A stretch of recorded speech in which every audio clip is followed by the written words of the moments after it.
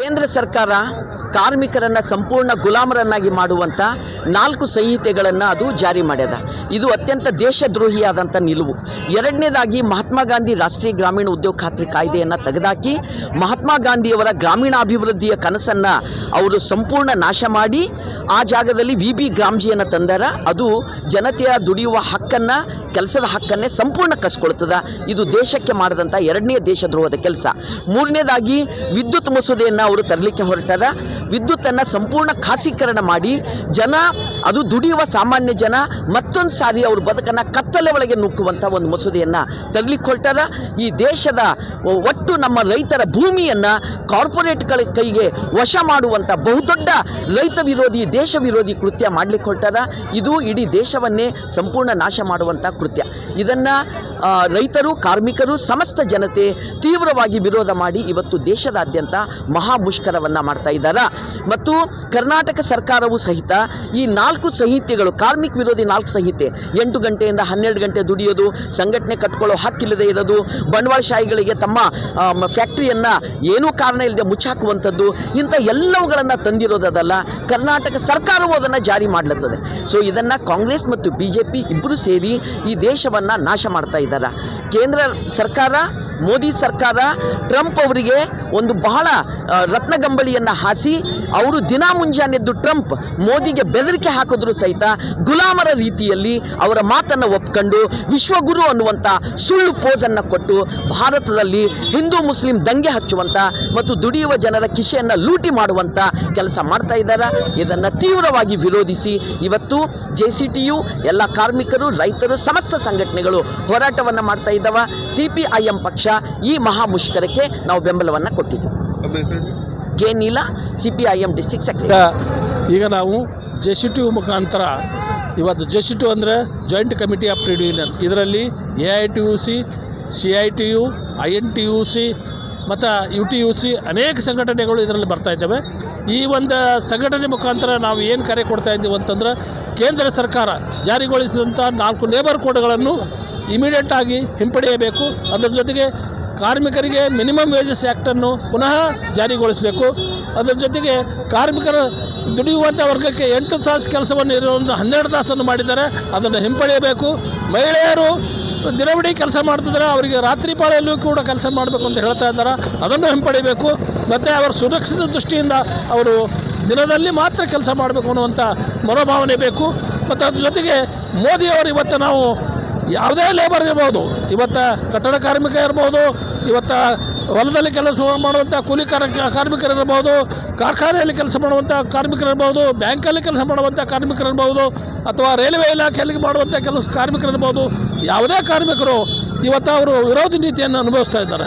ಈ ವಿರೋಧಿ ನೀತಿಯಿಂದ ಇವತ್ತಿನ ದಿವಸ ನಾವು ಕೇಳ್ತಾ ಇದ್ದೀವಿ ಮೋದಿಗೆ, ಕಾರ್ಮಿಕರಿಗೆ ನೀವು ಏನನ್ನು ಮಾಡಿದ್ದೀರಿ, ನೀವು ಯಾಕೆ ವಿರೋಧ ಮಾಡ್ತಾ ಇದ್ದೀರಿ, ಕಾರ್ಮಿಕರು ನಿಮಗೆ ಏನು ಮಾಡಿದ್ದಾರೆ, ಕಾರ್ಮಿಕರು ಇಲ್ಲದ್ರೆ ಈ ದೇಶ ನಡೆಯೋದಿಲ್ಲ. ಇವತ್ತು ಈ ರೋಡ್ ಮಾಡಬೇಕಾದ್ರೆ ಕಾರ್ಮಿಕರು ಬೇಕು, ಈ ಬಿಲ್ಡಿಂಗ್ ಕಟ್ಟಬೇಕಾದ್ರೆ ಕಾರ್ಮಿಕರು ಬೇಕು, ಇವತ್ತು ಯಾವುದೇ ಒಂದಂತೂ ಏರೋಪ್ಲೇನ್ ಮಾಡಬೇಕಾದ್ರೆ ಕಾರ್ಮಿಕರು ಬೇಕು.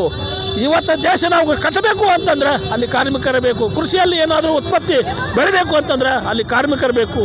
ಕಾರ್ಮಿಕರು ಇಲ್ಲದೇ ದೇಶ ನಡೆಯೋದಿಲ್ಲ ಅನ್ನುವಂಥ ಮನೋಭಾವನೆ ಅದು ನಿಮಗೆ ಬರಬೇಕು. ಆವಾಗ ನೀವು ಲೇಬರ್ ಬಗ್ಗೆ, ಕಾರ್ಮಿಕರ ಬಗ್ಗೆ ನೀವು ಒಳ್ಳೆಯ ಒಂದು ಅಭಿಪ್ರಾಯ ಪಡಿಬೇಕು.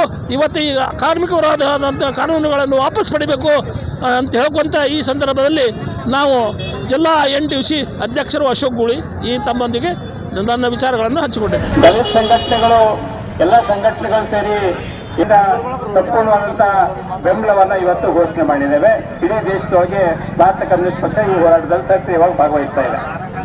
ಯಾಕೆ ಈ ಹೋರಾಟ ಇಡೀ ದೇಶದ ಕಾರ್ಮಿಕರು ಮಾಡ್ತಾ ಇದ್ದಾರೆ ಅಂತ ಹೇಳಿದ್ರೆ, ಏನು ದೇಶದ ಸರ್ಕಾರ, ಅಧಿಕಾರದಲ್ಲಿರ್ತಕ್ಕಂಥ ಸರ್ಕಾರ ನಮ್ಮ ದೇಶದಲ್ಲಿರ್ತಕ್ಕಂಥ ಕಾರ್ಮಿಕರ ಪರವಾಗಿ, ರೈತರ ಪರವಾಗಿ, ವಿದ್ಯಾರ್ಥಿ ಯುವಕರ ಪರವಾಗಿ, ದುಡಿಯುವ ಜನರ ಪರವಾಗಿ ಕಾನೂನುಗಳನ್ನು ರೂಪಿಸಿ ಜನರಿಗೆ ಅನುಕೂಲ ಆಗ್ತಕ್ಕಂಥ ಕೆಲಸ ಮಾಡೋದ್ರ ಬದಲಿಗೆ ಈ ಸರ್ಕಾರಗಳು ಇರ್ತಕ್ಕಂಥ ಕಾರ್ಪೊರೇಟ್ ಕಂಪ್ನಿಗಳ ಪರವಾಗಿ, ದಲ್ಲಾಳಿಗಳ ಪರವಾಗಿ, ವಿದೇಶಿ ಕಂಪ್ನಿಗಳ ಪರವಾಗಿ ರೈತರ ವಿರೋಧಿಯಾಗಿ, ಕಾರ್ಮಿಕ ವಿರೋಧಿಯಾಗಿ ಕಾನೂನುಗಳನ್ನು ರೂಪಿಸ್ತಾ ಇದ್ದಾರೆ.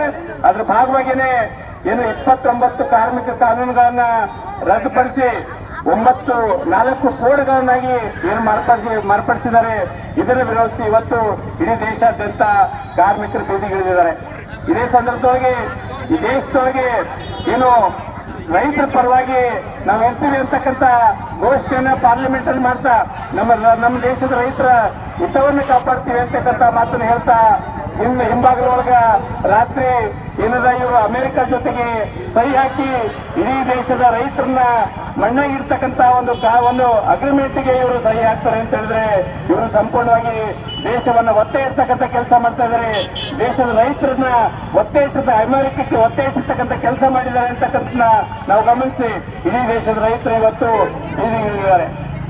ಇವತ್ತು ಇದು ಒಂದು ಫೈಲ್ ಇದೆ, ನಿನ್ನೆ ಪಾರ್ಲಿಮೆಂಟ್ ಒಳಗೆ ಚರ್ಚೆ ಆಗಿದೆ. ಹೌದಪ್ಪ, ನೀವು ಯಾವುದೇ ಒಂದು ಒಪ್ಪಂದ ಮಾಡಬೇಕು ಅಂತ ಹೇಳಿದ್ರೆ ನಾವು ಆತ್ಮಹತ್ಯೆಯಲ್ಲಿ ಕೂತ್ಕೊಂಡು ನಮ್ಮ ದೇಶಕ್ಕೆ ಅನುಕೂಲ ಆಗ್ತಕ್ಕಂಥದ್ದೇನು, ಅಮೆರಿಕಕ್ಕೆ ಅನುಕೂಲ ಆಗ್ತಕ್ಕಂಥದ್ದೇನು ಅಂತಕ್ಕಂಥದ್ದು ಎಲ್ಲ ಚರ್ಚೆ ಮಾಡಿ ಎರಡೂ ದೇಶಕ್ಕೆ ಅನುಕೂಲ ಆಗ್ತಕ್ಕಂಥ ರೀತಿಯೊಳಗೆ ಒಂದು ಒಪ್ಪಂದ ಆಗ್ತದೆ. ಆದ್ರೆ ಇಲ್ಲಿ ಆಗಿರ್ತಕ್ಕಂಥದ್ದೇನು, ಅಮೆರಿಕದ ಅಧ್ಯಕ್ಷ ಟ್ರಂಪ್ ಹೇಳ್ತಾರೆ, ನೀವು ಒಪ್ಪಂದ ಮಾಡ್ಕೊಳ್ದೇ ಇದ್ರೆ ನಾವು ನಿಮ್ಮ ಮೇಲೆ ಟ್ಯಾಕ್ಸ್ ಹಾಕ್ತೀವಿ ಅಂತಕ್ಕಂಥ ಹೆದರಿಕೆಯನ್ನು ಹಾಕ್ತಾನೆ. ಜೊತೆಗೆ ಟ್ಯಾಕ್ಸ್ ಹಾಕಿದ್ರು ಪರವಾಗಿಲ್ಲ ಅಂತಕ್ಕಂಥ ನಿಟ್ಟಿನೊಳಗೆ ತೆರಿಗೆ ಕೊಡ್ಲಿಕ್ಕೆ ತಯಾರಿದೆ. ಇನ್ನೊಂದು ಕಡೆಗೆ ರಾತ್ರಿ ಅಗ್ರಿಮೆಂಟ್ ಆಗ್ತವೆ. ಅಗ್ರಿಮೆಂಟ್ ಆಗಿ ಏನಾಗ್ತವೆ ಅಂತ ಹೇಳಿದ್ರೆ ನಮ್ಮ ದೇಶದಲ್ಲಿ ಇರ್ತಕ್ಕಂಥ 0ದಿಂದ 8% ಇರ್ತಕ್ಕಂಥ ಟ್ಯಾಕ್ಸ್ ನಾವು ಅವರು 50% ಏರಿಸಿ ಮತ್ತೆ 18% ಏರಿಸ್ತಕ್ಕಂಥ ನಾಟಕ ಆಡ್ತಾರೆ. ನಮ್ಮ ಮೋದಿಜಿ ಅವರು ಪಾರ್ಲಿಮೆಂಟ್ ನಡೀತಕ್ಕಂಥ ಸಂದರ್ಭದೊಳಗೆ ಪಾರ್ಲಿಮೆಂಟ್ ಅಲ್ಲಿ ಚರ್ಚೆ ಮಾಡಿದ್ರೆ ಹೊರಗಡೆ ಏನದ ಹಾರ ತುರಾಯಿ ಹಾಕೊಳ್ತಾರೆ. ನೀವು ಹಾರ ತುರಾಯಿ ಹಾಕೊಂಡಿದ್ರೆ ಅಂತಕ್ಕಂಥ ಪ್ರಶ್ನೆ ಈ ಸಂದರ್ಭದಲ್ಲಿ ಕೇಳಬೇಕಾಗ್ತದೆ.